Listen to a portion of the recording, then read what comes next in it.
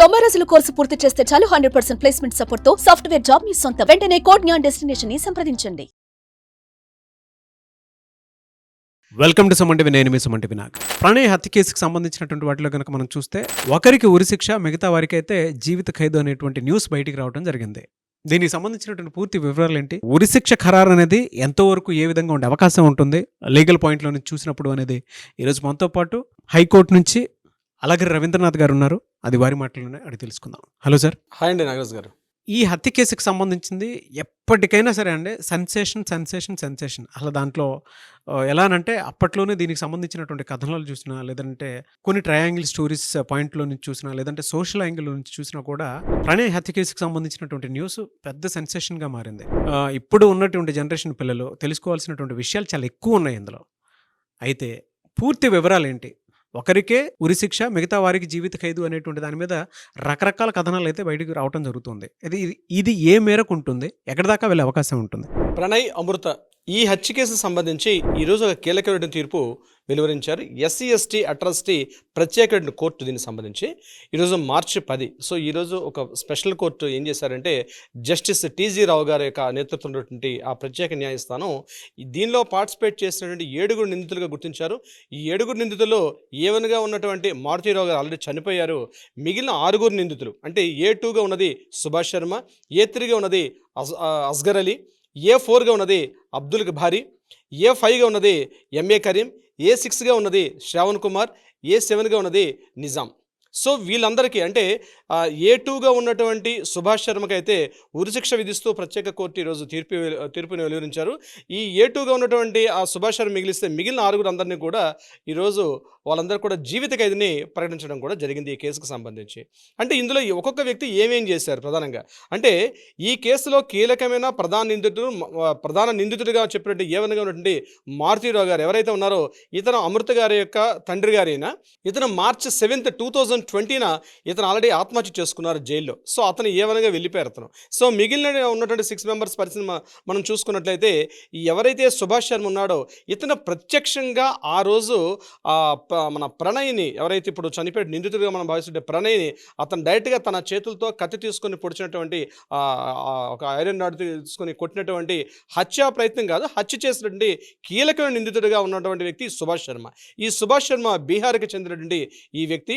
ఇతను ఒక సుపారీ గ్యాంగ్కి సంబంధించిన వ్యక్తి.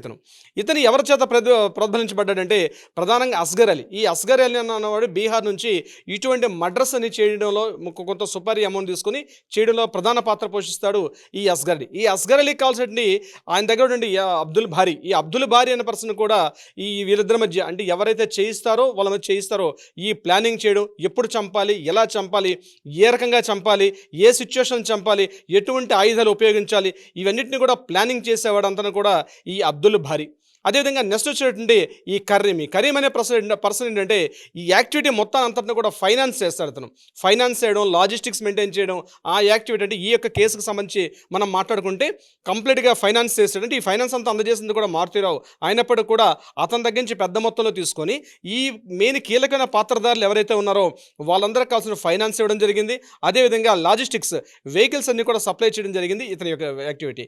ఇకపోతే శ్రావణ్ కుమార్ ఏంటంటే ఎవరెవరు ఏ టైంలో ఎక్కడెక్కడ సంచరిస్తుంటారు, ఎలా మాట్లాడుతుంటారు, ఎవరెవరితో డిస్కషన్స్ ఉన్నాయి, ఏ టైంలో ఎవరు ఎక్కడ ఉంటారని చెప్పి ఈ ఇన్ఫర్మేషన్ మొత్తం కూడా అందజేసింది ఎవరంటే ఈ శ్రావణ్ కుమార్, A6గా ఉన్నటువంటి వ్యక్తి. చివరికి నిజాం అన్న పర్సన్ ఎవరంటే అతను ఈ ట్రాన్స్పోర్టేషన్ నడిపినటువంటి ఒక డ్రైవర్. ఆయనతో పాటు శివన్ ఒక పర్సన్ కూడా చేశారు. తర్వాత శివన్ ఇక్కడి నుంచి తప్పించారు, ఎందుకంటే అతను దీనిలో పెద్దగా సాక్ష్యంగా ఉపయోగపడాలని చెప్పి శివన్ తప్పించారు. కానీ మెయిన్గా ఈ నిజాం అనే వ్యక్తి మాత్రం ఈ ట్రాన్స్పోర్టేషన్ యాక్టివిటీస్ అన్నింటిలో కూడా పార్టిసిపేట్ చేసినటువంటి వ్యక్తి ఈ నిజాం. అంటే ఈ కేసు యొక్క మొత్తం కంప్లీట్ డీటెయిల్స్ మనం స్టడీ చేసినట్లయితే ప్రధానంగా తెలుసుకునేది ఏంటంటే, ఒక హత్యను చేయడంతో పాటు ఇందులో ఎవరెవరైతే పాత్రధారులు, ఎవరెవరైతే పార్టిసిపెంట్స్ ఉన్నారో అందరినీ కూడా ఇందులో దోషులుగా చిత్రీకరించడం జరిగింది. మారుతీరావు గారు 2012 అంటే ఎగ్జాక్ట్లీ మార్చి 7 చూడండి, ఈరోజు మార్చి 7, 2020లోనే ఆత్మహత్య చేసేసుకున్నారు. అంటే ఈ ఎంటైర్ కేసు మొత్తం కూడా 5 సంవత్సరాల 9 నెలల పాటు నడిచింది ఎంటైర్ ఈ కేసుకు సంబంధించి. అంటే ప్రత్యక్షంగా జరిగిన కేసు అయినప్పటికీ కూడా 5 సంవత్సరాల 9 నెలల పాటు దీనిలో టోటల్గా 110 సాక్షులను గుర్తిస్తే అందులో 78 మంది సాక్షుల్ని కంప్లీట్గా విచారించడం జరిగింది. ఇక సైంటిఫిక్ ఎవిడెన్సెస్ అయితేనేమి, అదేవిధంగా ఫోరెన్సిక్ ల్యాబ్ అయితేనేమి, ఇవన్నీ కూడా టోటల్ ఎవిడెన్సెస్ అన్ని గ్యాదర్ చేసి ఈ టోటల్గా ఈరోజు స్పెషల్ ఏదైతే ఉంది SC/ST అట్రాసిటీ సంబంధించిన ప్రత్యేక న్యాయస్థానం TG రావు గారి నేతృత్వంలో కేసు ఈరోజు వీళ్ళందరూ కూడా నిందితులుగా గుర్తించి శిక్షను ఖరారు చేశారు. అందులో సుభాష్ శర్మని ప్రధానంగా ఏంటంటే ఏం చేశారు, సుభాష్ శర్మని ఈ ఉరిశిక్షను విధిస్తూ మిగిలిన 6 నిందితులను కూడా జీవిత ఖైదుని విధిస్తూ కూడా తీర్పు చెప్పడం జరిగింది. అంటే సాక్ష్యాలు ఎందుకు మీరు అన్నట్టుగా క్వశ్చన్ వేసినట్టుగా మిగిలిన వారికి జీవిత ఖైదు విధించడం ఈ ఒక్కరికే ఎందుకు విధించారంటే వారికి అక్కడ ఉండే సాక్ష్యాలు అందులో పార్టిసిపెంట్స్ని బట్టి వాళ్ళ శిక్షలు ఆ రకంగా ఉండే ప్రయత్నం ఉంటుంది. నాగరాజు గారు, మీరు నేను కలకట్టా ఇన్సిడెంట్కి సంబంధించినటువంటి విషయం చేశాం. డాక్టర్ కేసులో ఏం జరిగిందో తెలుసు. చాలామంది ఉరిశిక్ష ఖరారు అవుతుంది అనుకునేటువంటి ప్రాసెస్లో జీవిత ఖైదు పడింది. ఈ కేసుకు సంబంధించింది కూడా, అంటే ప్రణయ్ హత్య కేసుకు సంబంధించిన వాటిలో కూడా ఇది జీవిత ఖైదు అయ్యే అవకాశం ఏమైనా ఉందా ఉరిశిక్ష నుంచి?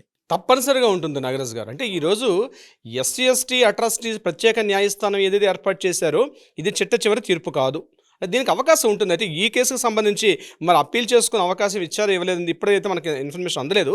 బట్ యాజ్ పర్ రూల్ ఏంటంటే హైకోర్టు మనకి ఇచ్చినటువంటి CRP సెక్షన్ 374 ప్రకారం అయితే తప్పనిసరిగా హైకోర్టుకి అప్పీల్ చేసుకునే అధికారం కూడా ఉంటుంది. అంటే 2 రకాలుగా ఉంటుంది. ఒకటి, శిక్ష పడినటువంటి వ్యక్తులు ఏం చేస్తారంటే ఈ శిక్షను తగ్గించమని కోరే అవకాశం ఉంటుంది. అదేవిధంగా ఎవరైతే ఇక్కడ ఎవరైతే బాధితులు ఉన్నారో ఆ బాధిత కుటుంబీకులు కూడా వెళ్తారు. అంటే ఏం చేస్తారంటే వీళ్ళకి వేసినటువంటి శిక్ష సరిపోదు, అంటే జీవిత ఖైదు సరిపోదు, వీళ్ళకి ఉరిశిక్ష విధించమని చెప్పి కూడా బాధిత తరపు నుంచి వెళ్ళే అవకాశం కూడా ఉంటుంది. ఎట్ ద సేమ్ టైం నిందితులు ఏం చేస్తారంటే ఉన్నటువంటి శిక్షను తగ్గించే క్రమంలో వాళ్ళ హైకోర్టు కూడా అప్పీల్ చేసుకునే అవకాశం మనకి CRPC సెక్షన్ 374 మనకు కల్పిస్తుంది. సో నేను అనుకుంటాను ఈ కేసుకు అప్పీల్ చేసే అవకాశం జడ్జి గారు ఇచ్చే ఉంటారు. వీళ్ళు హైకోర్టు కూడా వెళ్తారు. హైకోర్టులో కూడా న్యాయం వచ్చిన తర్వాత వీళ్ళకి దీని మీద కూడా స్పెషల్ మాకు ఇంకా తగ్గించమని చెప్పి సుప్రీంకోర్టు కూడా వెళ్ళే అవకాశం ఉంటుంది.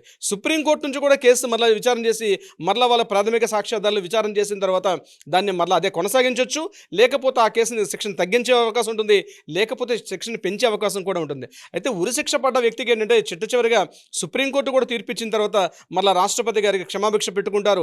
రాష్ట్రపతి గారికి క్షమాభిక్ష పెట్టుకున్న తర్వాత కూడా మేబీ అది జరగకపోయే అవకాశాలు కూడా ఉంటుంది. కానీ ఈలోగా ఈ యొక్క శిక్షణ మొత్తం కూడా వీళ్ళు అనుభవిస్తూ ఉంటారు. ఎన్నాళ్ళైతే ఈ తీర్పు 5 సంవత్సరాలు కావచ్చు, 10 ఏళ్ళు కావచ్చు, ఈ తీర్పుని కంటిన్యూగా పడే అవకాశం ఉంటుంది. కాబట్టి దీన్ని కూడా వాళ్ళు పరిగణలో తీసుకుంటారు. ఇటీవల ఒక కేసుకు సంబంధించి కూడా ఒక తుది తీర్పు ఇచ్చే క్రమంలో వాళ్ళు ఏం చేశారంటే 20 సంవత్సరాల పాటు కంటిన్యూగా అతను జీవిత ఖైదు అనుభవించిన తర్వాత కూడా అది సుప్రీంకోర్టు ఫైల్ వెళ్ళిన తర్వాత 20 ఏళ్ల పాటు అతను అనుభవించాడు కాబట్టి ఈ తగ్గించే అవకాశం ఉంటుందని చెప్పి కూడా సెక్షన్ తగ్గించారు సుప్రీంకోర్టులో. అంటే ఇదంతా కూడా ఏంటంటే అక్కడ ఉండే సాక్ష్యాలు, తర్వాత ఆధారాలు, ఎవరు అప్పీల్ చేసుకోవటంటే ఆ కెపాసిటీ, ఇంకా చెప్పాలంటే అక్కడ అడ్వకేసీ చేసే విధానం, అంటే అడ్వకేట్స్ వచ్చి అక్కడ ఆర్గ్యుమెంట్ చేసే విధానం కూడా కొంత పరిగణలో తీసుకుంటారు. సో ఈ రోజు ఏదైతే కేసు ఇచ్చారో ఇది ఖచ్చితంగా ఇలాంటి తీర్పు జరగాలని అయితే అందరూ కోరుకుంటారు. ప్రతి ఒక్కరు కూడా ఇది నాట్ ఓన్లీ ఒక రాష్ట్ర వ్యాప్తంగా కాకుండా యావత్ దేశం అంతా కూడా ఒక సంచలనంగా ఏర్పడిన కేసు. అంటే ప్రధానంగా ఏంటంటే ఇక్కడ గుర్తుపెట్టుకోవాల్సింది ఒక 2 వర్గాలు, అంటే 2 కమ్యూనిటీస్ చెందినటువంటి విషయాలు.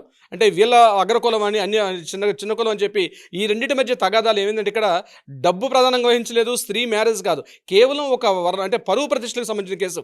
అంటే పరువు కేసుగా వెళ్ళి ఒక వ్యక్తిని ప్రాణాలు తీసే అధికారం ఏ ఒక్క వ్యక్తికి కూడా లేదు. సో చట్టం మీద ఖచ్చితంగా కొంత లేట్ అయినప్పుడు కూడా 5 సంవత్సరాల 9 నెలల పాటు ఈ కేసుని యొక్క టైం తీసుకున్నప్పుడు కూడా మంచి తీర్పు వచ్చిందని చెప్పి యావత్ రాష్ట్రం అంతా కూడా ప్రతి ఒక్కరు కూడా హర్షాన్ని వ్యక్తం చేస్తున్నారు.